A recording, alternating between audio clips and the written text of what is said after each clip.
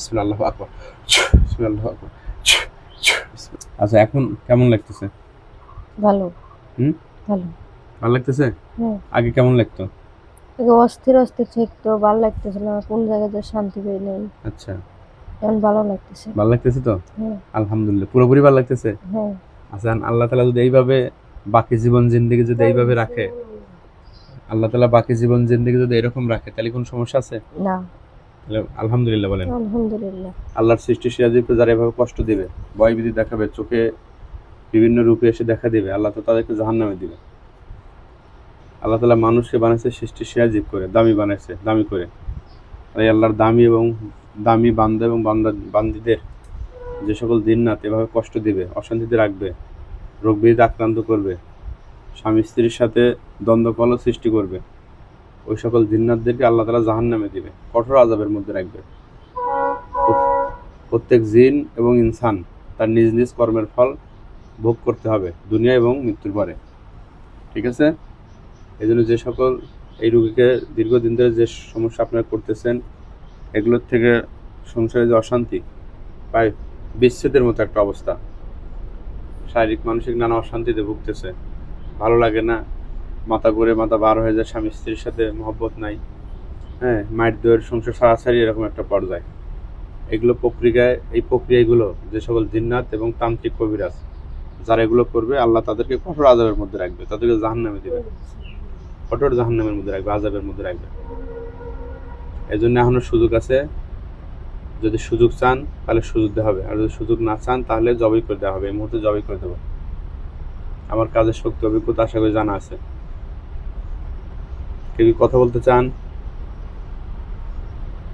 কেউ কথা বলতে চান কিনা? কথা বলতে না চাইলে এখনই শেষ করে দেবো। অদৃশ্য জগতে যারা যারা দূর থেকে হোক, স্বপ্নের মাধ্যমে হোক এবং শরীরে এসে হোক, যে প্রক্রিয়ায় সমস্যাগুলো সৃষ্টি করতেছেন, এগুলো সবগুলোকে এখন জবাই করে দেওয়া হবে। কেউ যদি কথা বলতে চান, সুযোগ চান, তাহলে সুযোগ দেওয়া হবে। না চাইলে এখনই জবাই করে দেবো ইনশাল্লাহ। সুযোগ চাইলে সুযোগ দেওয়া হবে।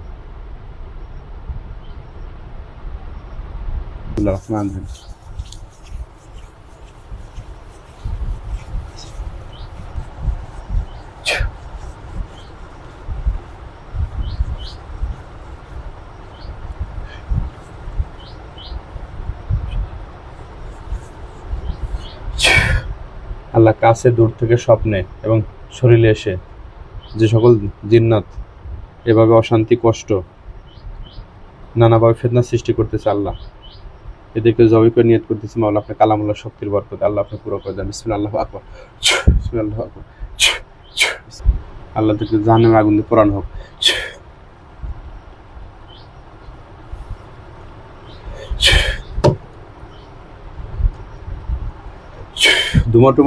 ধুমা উঠতেছে, দোয়া লাগে এরকম মনে হয়। হ্যাঁ। দোয়া উঠতেছে, দোয়া। হ্যাঁ। আচ্ছা, এখন কেমন লাগতেছে? ভালো। হুম, ভালো। ভালো লাগতেছে? হ্যাঁ। আগে কেমন লাগতো? আগে অস্থির অস্থির ঠেকতো, ভাল লাগতেছিল না, কোন জায়গায় যে শান্তি পাই নাই। আচ্ছা, এখন ভালো লাগতেছে। ভালো লাগতেছে তো? হ্যাঁ। আলহামদুলিল্লাহ, পুরোপুরি ভালো লাগতেছে। হ্যাঁ। আচ্ছা, আল্লাহ তাআলা যদি এইভাবে বাকি জীবন জিন্দেগি যদি এইভাবে রাখে, আল্লাহ তাআলা বাকি জীবন জিন্দেগি যদি এরকম রাখে, তাহলে কোনো সমস্যা আছে? না। তাহলে আলহামদুলিল্লাহ বলেন। আলহামদুলিল্লাহ।